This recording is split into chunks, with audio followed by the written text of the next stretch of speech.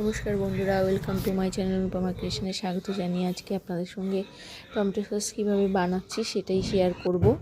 তো দেখতে থাকুন, সঙ্গে থাকুন। আমি এখানে 2 কেজির মতো টমেটো নিয়ে নিয়েছি এবং সেটাকে ভালো করে ধুয়ে তার মাথার যে বোটাগুলো সেগুলোকে ছাড়িয়ে নিয়েছি এবং একে একে সমস্ত টমেটোগুলোর মাথার যে শক্ত অংশটা কেটে বাদ দিয়ে চারচালা করে এটাকে আমি প্রেশার ছাড়াই কিন্তু সিদ্ধ বসিয়ে দেবো। এটা কিন্তু প্রেশারে দেবো না, প্রেশার কুকারে দিচ্ছি কিন্তু এটা প্রেশারে দেবো না, এমনি ট্রান্সপারেন্ট লিড দিয়ে চাপা দিয়ে রাখবো। আর এর মধ্যে আমি কোনো জল মেশাবো না। অনেকে জল মেশায়, কিন্তু আমি কিন্তু এতটুকু এর মধ্যে জল মেশাইনি। তো এর মধ্যে এই শুধু টমেটো থাকবে, আর দিয়েছি আদা কুচি, আর দেব রসুনটা হচ্ছে যতটা টমেটো আছে তার উপর ডিপেন্ড করছে। তো আমি এখানে বেশ 10-12 কোয়া রসুন দিয়েছি, আর দিয়েছি এখানে নুন।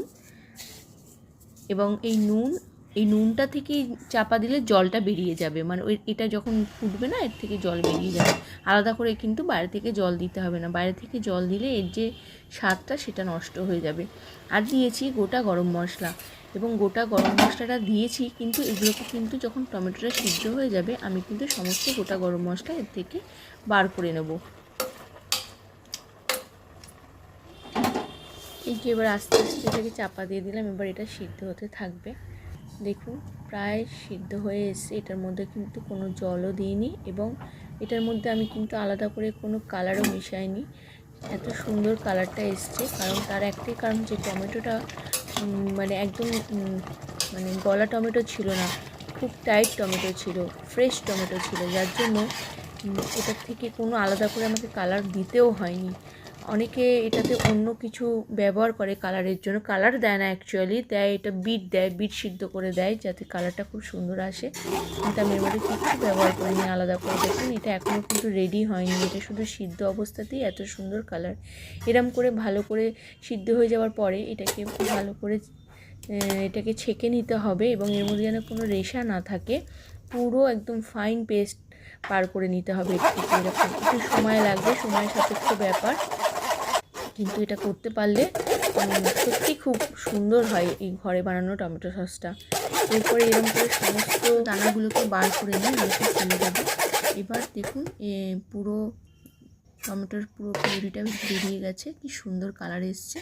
এবার এটাকে গ্যাসের ওভেনে বসিয়ে দেবো।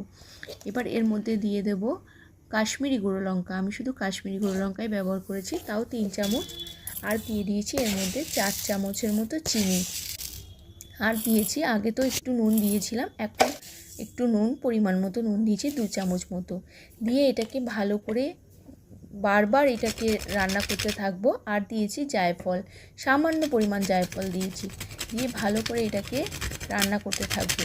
এটাতে একটাই জিনিস খেয়াল করবেন, রান্না করার সময় কিন্তু এটাকে চাপা দিয়ে খুব সাবধানে রান্না করতে হবে। চাপা মানে কিন্তু ঢাকা দিয়ে দিতে পারবেন না, এর যে আবার জলটা সেটা যদি টমেটো সসের মধ্যে পড়ে তাহলে টমেটো সসটা খারাপ হয়ে যাবে। সেই জন্য একটু উপর দিক করে ঢাকনা দেবেন, কারণ এটা ভীষণ ছিটকাবে, এটাই খুব সাবধানে করতে হবে। এবং এটা সাবধানে না করতে পারলে যে রান্না করবে তার ক্ষতি হয়ে যাবে। আর এটাকে চাপা দিয়ে একবারই রান্না করবেন না। তো আমি এরকম খুব কষ্ট করেই এটাকে রান্না করেছি। আর এরপর নামাবার পরে আমি এর মধ্যে দিয়ে দেবো হচ্ছে ভিনিগারটা দিলে টমেটো সসটা অনেক দিন আপনি ফ্রিজে ভালোভাবে রাখতে পারবেন, 6 মাস নির্ভাবনায় রেখে দিতে পারেন। দেখুন কি সুন্দর টমেটো সসটা হয়েছে। এবার ঠান্ডা করে, পুরো ঠান্ডা করেছি, তারপর এটাকে কাঁচের বোতলেতে ভরে নিয়েছি। আমার এরকম 3 বোতল